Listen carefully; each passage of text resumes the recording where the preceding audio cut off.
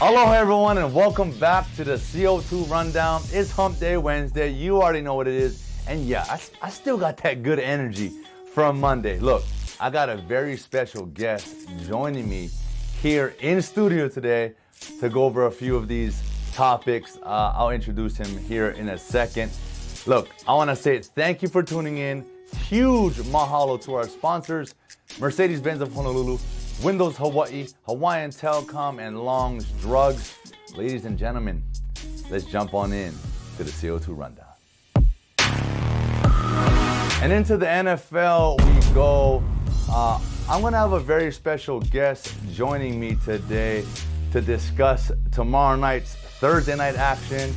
We're going to talk about OBJ and a few other things. But without further ado, this very special guest is my own son, Chad Owens Jr. Thanks for joining the CO2 Rundown today, boys. No problem. Yeah, well, look, Chad Owens Jr. as I call him, is a huge sports fan. Yeah. Right? Numbers guy, knows all the stats. So we're going to talk about the Indianapolis Colts Tennessee Titans game tomorrow. First of all, who you got? I got Tennessee Titans in this game. Derrick Henry, probably the best running back in the game right now. And even though Indianapolis has a very good defense, I think Derrick Henry is just going to take over and just have a big game. I mean, speaking of the Colts defense, someone on the D-line, D-Buck, right? DeForest Buckner, local boy, is having a great year. Okay, you got the Titans. What else? I mean, what do you think the Colts need to do? I mean, they got Phillip Rivers. Yeah. He's had a couple of decent games this year.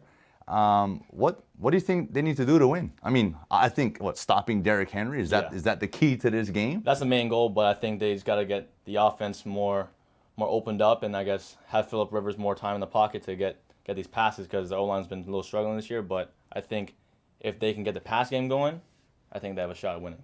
Okay. Hey, CO2 Junior's keys to the game tomorrow. Let's transition. I mentioned it. Odell Beckham Jr., probably one of the most talented receivers in NFL history. Yeah. But as of late, he's struggled staying healthy. He came back from a broken ankle, had something to prove, and last game, tore his ACL. I've been through it. I tore my ACL. We talked about it earlier. You've seen him working out. As an athlete yourself, what do you think OBJ is going through right now mentally? I think he's going through a tough time because obviously he was having a very good year so far. And, tearing your ACL is probably the worst injury you can have in sports. But I think he's gonna come through, and next season he's going to have another breakout year. And I think he's gonna break through this injury. You think he remains in Cleveland?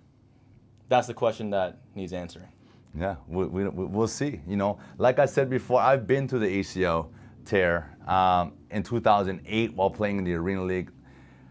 The initial thought is, man, my career's over. Like Junior said, it's one of the most devastating injuries you can have in sports. But with the right mindset, with the right support system, with the right trainer, with the right work ethic, right? I think you can overcome that. And today, the way they do surgeries, it's the success rate, the recovery rate is so much greater. Yeah. So, hey, we all want to see OBJ back, right? We all know his game, spectacular catches, big playmaking ability. And look, I want to give you a reminder, football fever, right? Get that money, $500 cash weekly. Don't forget to turn in your football fever ballots at select Long's Drugs. And speaking of Long's Drugs, son, this Saturday, Long's Drugs Pearl Ridge next to Big City Diner is hosting their flu shot, express flu shots. You can get them there. And also, check this out. You'll love this. You love swag, right? Yeah. Long's Drugs is going to have a swag bag waiting for you after you get your flu shot. How's that? How's that sound? That sounds amazing. All right, let's get lined up. Appreciate you guys, and appreciate you, Junior. We'll see more of him later on. The Honolulu Star-Advertiser sports guru and my good buddy Steven Tsai is taking a look at UH's upcoming opponent, the San Diego State Aztecs, as they are moved from San Diego to Carson, California for at least the remainder of this year because they're building a new stadium in San Diego. That's exciting news for them. It's 112 miles one way, but it's still a very interesting story because many believe that the Aztecs were the marquee team in the league. Before, when they had the greats like Marshall Faulk and all these tremendous rushers, that's what made them so unstoppable. And look, that kind of has transitioned. Boise State has that role now, just like BYU used to have back in the day in the Western Athletic Conference. But we're trying to take that crown. University of Hawaii is trying to step up and be that type of team. And not much has changed for the Aztecs as they continue their ground attack, their belief in rushing. This year, San Diego State has been a solid rushing team. This team has always had a stable of great running backs, starting with, like I talked about earlier, Marshall Faulk, who went on to be a Hall of Fame running back, longtime player, two-way threat, rusher, receiver, one of my favorite running backs of all time. They have another one in senior transfer Greg Bell, who is currently 4th in the nation in rushing. Hawaii's defense is up for a challenge because they are currently sitting at 107 out of the 130 Division I teams against the run. So, Coach Graham, he's on that side of the ball. I know he's very prideful, and he's making it a point to stop that rushing attack. Steven Tsai and Fred Lewis both have stories on this in today's Honolulu Star-Advertiser. On the national scene, we've got the Masters golf tournament starting tomorrow through Sunday. Weather could be a little bit of a problem, but look, Tiger Woods is out there and he's trying to defend his title that he won 19 months ago. He got to keep the green jacket longer than most people get to because of the virus. Typically, a player only gets to hold on to the jacket for 12 months. And then if you win again, you get it for another 12 months. But if you don't, then your green jacket stays in a closet at the Masters. On the other end, you have Bryson DeChambeau and how big he has gotten and how far he hits the ball. He wants to bring the course to its knees. DeChambeau has been a player to watch, especially after his PGA win. Let's go, Tiger.